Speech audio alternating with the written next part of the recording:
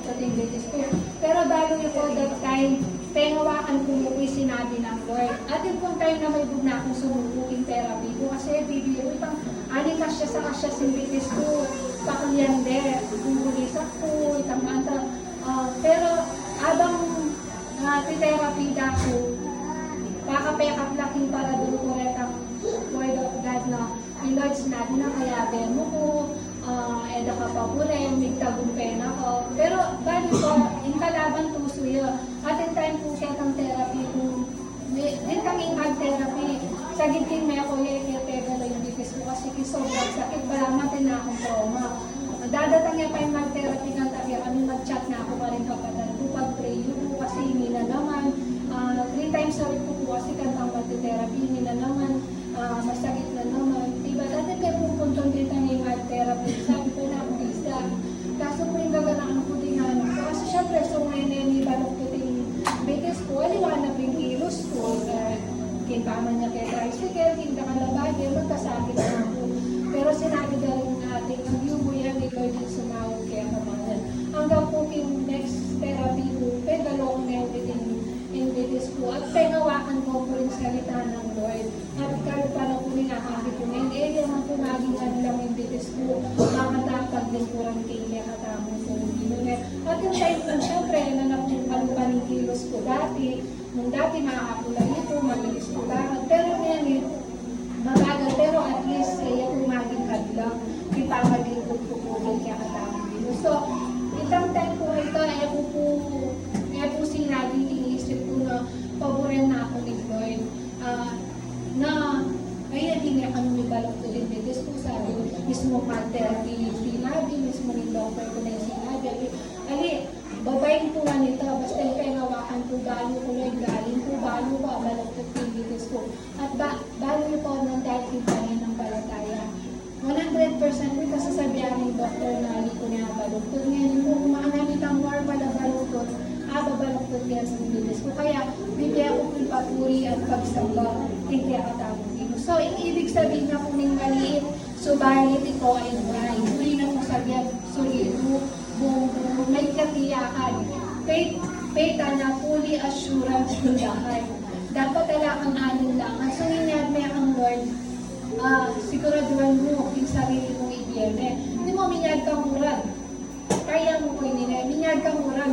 Kasi nakamamigda lang tayo. Para mali ka maniwala.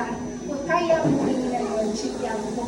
Dapat pusong meron pala tayo ko. Fully assurance in the heart na ako at tayo po.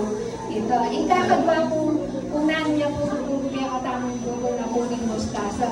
Dapat nakatanim sa salita ng Diyos at nakasalig sa power o kayang gawin ng Diyos. Naniya po ibig sabihin kaya katami number 2, itang dapat nakatanim sa salita ng Diyos at nakasalig sa power o kayang gawin ng Diyos. Buri na po sabihan nini, naniniwala po tayo sa salita ng Diyos. Nino po'y mamasa ng Bible? At devotion. So, kung nano naman po rin ang ababasa tamong promise ng Lord, agyo ng gawan Lord, dapat po, panwalang tala po reto. Tala po pagdudan na mangyari ito reto. Nano naman po rin abasa taking salita ng Nino, panwalang tala po mangyari na po, kinlay na po rin bawat reto. Tayo po pagdudan yung salita ng Nino, yung tawag po ito, yung pangako na hindi mo ibalik yan, bakit ay ligtas mo rin anak mo. Anak ko ba, naramdaman ko na yan, nadaring ba? Pero bakit ang gamay niya yung nangyayari? Kaya tayo po pagduda nito. Nung mali pa po magaganap niya, yan niya pong dahilan. Bigyan ka tamang mo. Bigyan mo pa pong chance, bigyan ka tamang kapamilyo na ali pa po manipalataya. So, sisiguraduhan na po bigyan ka tamang mo na nanumaling makasulat yung Biblia o king salita ng Biblia. Maganda po na nito at tamang po pagdudan.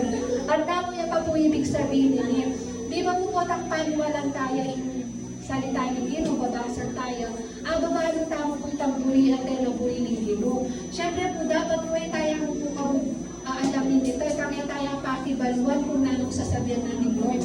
Dapat po gagawan tayo, a-apply tayo ng line tamo. Sabi namin, Pastora Melissa, apply din na namin. Ano itong binasa namin, di devotion ka nga mo, pekaran dami mong BTC, bigkanta may Lord, may masa ang Bible. Eh, bago naman binasa yung Bible, itang binasa mo, eh, may apply in light ka mo, useless siya mo punto. Sabi na po itang preacher na pekiramdaman po, maging kailan niya rin po, tao at maging kasya siya puso. Ita po manong bago ni nga maano ning dito, pero ngayon ay gagawin. Makasya siya po manong puso ito. Ita po bago ning salita ng Lord, pero ang denial niya ay gusto po gagawin. Pero bago nakikisarili na ng baliya, gagawin na. Dakan po example, sorry po ka rin dito. Hindi mo ito, bago tayo po, nakakatula ng ginuhing sasambahan ng Diyos-Diyosan. Pero bago tayo ng po para-parehas ito, kuning gawan tayo po yan, maging masyas taong tuwan ng puso, maging kanyunes never kaya katawang puso, para mo gagawan tayong manhid, yung puso tamo, bakit tayo buwabalo yung katutuan. Ito po yung ibig sabihin na dapat nakatanim sa salita ng Diyos. Dapat po, bago tayo namalo na ng Ginoo at gagawan tayo ng namalo na ng Ginoo. At alin mo po ito, pinanghahawakan